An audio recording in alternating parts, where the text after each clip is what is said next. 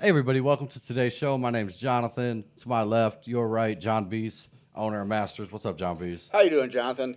Real good. Excited for today's show. We're doing another bronze. This is a bronze dynasty draft review. We're going on to the tight end position here. Some picks, maybe some value picks, some picks we noticed. Before we get into it, if you watch some of the other ones, we've been doing some. I bought some 1988 tops football stickers. I'm sure some of you guys remember this. I'm putting them on the back of my computer. Thought it'd be cool. I opened some of these guys with you right here. Moving on to the fifth pack. We're gonna see who we We're got here. starting out with the pack Yeah, we're reveal gonna first. start out with the pack. Okay, Okay, why not? All right, we got a Pete Manley. I don't remember Pete Manley. I don't either.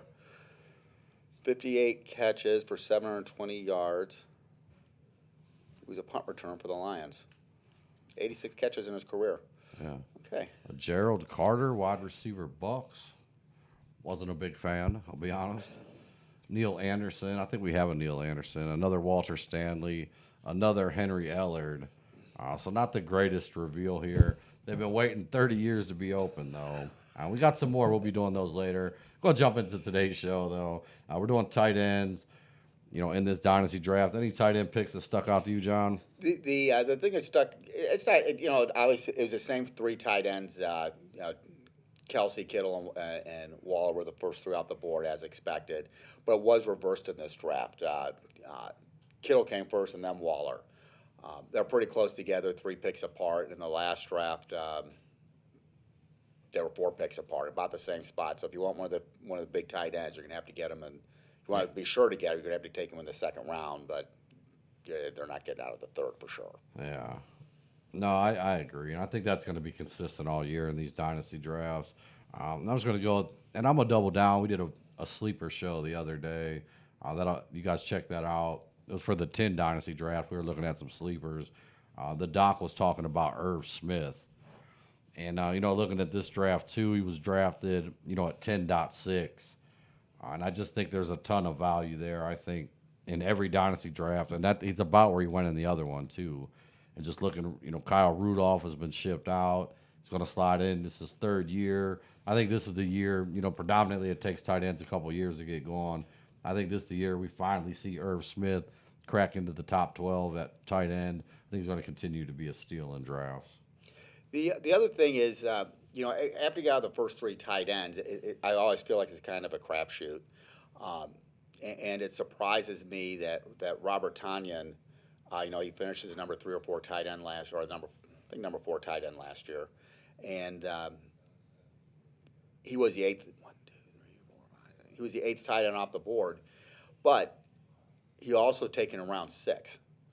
So there's a lot of tight ends that came off, after Kelsey, Kittle, and Waller. People were investing some draft capital into these tight ends. Yeah, a little shocking to me because if I'm not getting one of them top 3, I probably sit back and wait. Although I do like Tanya, and probably just another round or two late for me. I'd rather have him a round or two later. Well, in the first draft, he came out in round 9. Yeah, that sounds a little better to me. But still, I mean, he had a great year. Right, but I do think for the next 3 years, could be a top 8, top 5 quarterback. Rodgers loved him in the red zone. I don't expect that to change. So, he was a tight end 4. He was a really big waiver wire pickup for me last year. I picked him up like 3 dynasty leagues. Every time I see him, I'm just like, that was a good move, and I'm glad I got him. The last guy I have written down here, all the way down in round 17, Eric Ebron, who finished top 10 last year. Big Ben's going to come back. I actually think there might be a few more targets for him this year if Juju doesn't re-sign, which I don't expect them to. I don't think they need those 3 wide receivers. I think they go with the 2 and Johnson and Claypool, which I think is going to be an uptick in targets for Ebron. So for me, I think it's a great value. And Ebron's still not that old of a guy. So I think at least for the next year or two, there's some value there. I really like Eric Ebron at the end of that draft. The tight end I liked at the end of the draft was Zach Ertz. And certainly it depends on where he lands. But especially he lands in Indianapolis. You know what? He can land at any good quarterback team. And I think he's a nice, big, 6'5", fast. Strong. I think so too. And tight end, a tough position to navigate these days, but there's definitely some value there. And there's some guys that are going to outperform where they're being drafted. Just tough figuring out who those guys are going to be. The link to the the draft link is right there in the description. You guys want to click on that, take a look at tight ends. Tell us who your favorite tight end value pick is. Would love to hear that. As always, thank you so much for watching. If you could hit that like and subscribe button, come be a part of the Masters family. One last message I want to pass along. We are posting orphans daily.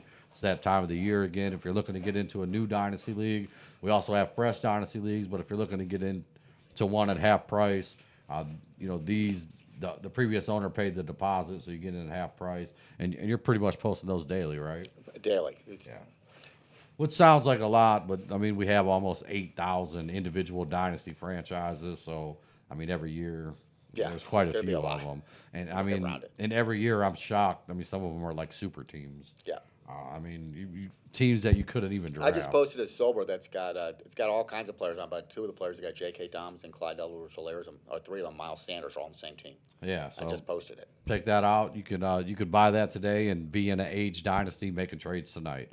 As always, thank you so much for watching. Appreciate it. Till next time. Any last words, JB? Have a great day. Have a great one, guys.